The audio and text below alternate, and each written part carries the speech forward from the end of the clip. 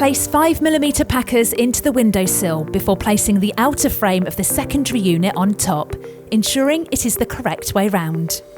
Fix the outer frame into the reveal with one screw through the side of the frame.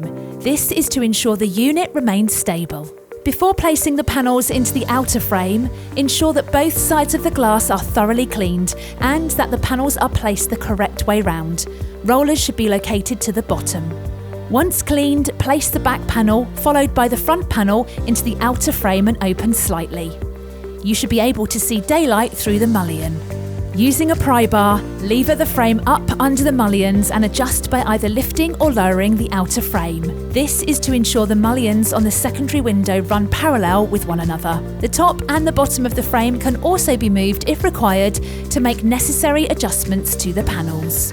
When you have ensured the mullions are parallel with each other, place packers next to the fixing holes as required to secure the frame and to prevent bowing. Check that the panels slide correctly, interlock with each other, and that the push button operates correctly. The frame can now be permanently secured into place. If reveal fixing, secure the outer frame through the pre-drilled holes in the side of the timber subframe. If face fixing, secure the outer frame through the pre-drilled holes in the face of the timber subframe.